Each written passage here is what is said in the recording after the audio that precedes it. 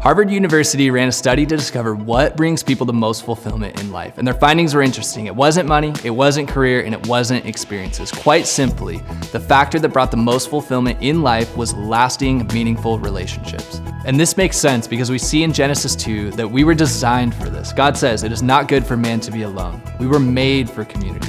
We see Jesus model this too. He spent most of his time meeting people and building relationship at the table.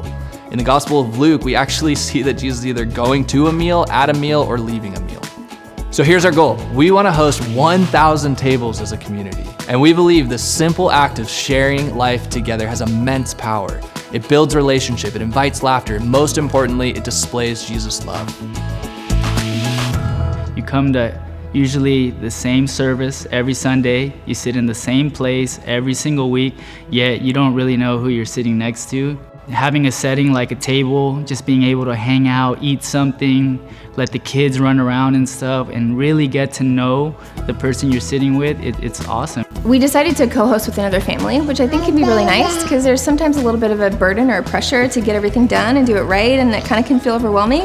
We used our house and didn't even really clean it. We decided to do our table a little different. We went down to the beach and we loaded our plates and then just walked down and sat and watched the sunset and got to know each other. So we wanted our meal to be like something that we did together that everybody brought. We made Crunchwrap Supremes. Best invention of our lifetime. I had literally just met Kit, and next thing you know, I'm at his house and I feel like, I've been there my whole life. It was something that was super comfortable. It was a great model for me, and I think it's important to be able to pass it on. I was surprised how simple tables were.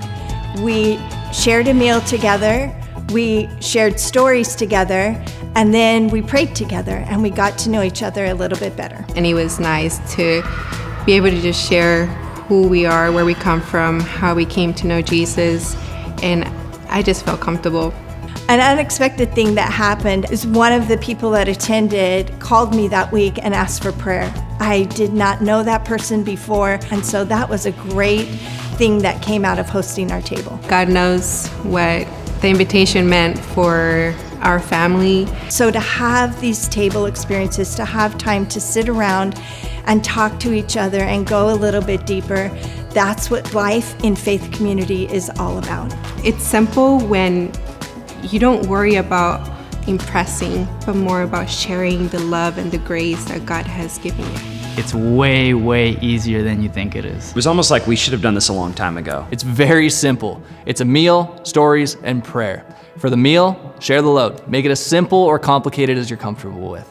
Share stories about everyday life and take time to pray together before, during, or after the meal. Bill Doctrum has this quote that I love. He says, "If you think about anything long enough, you can talk yourself out of it."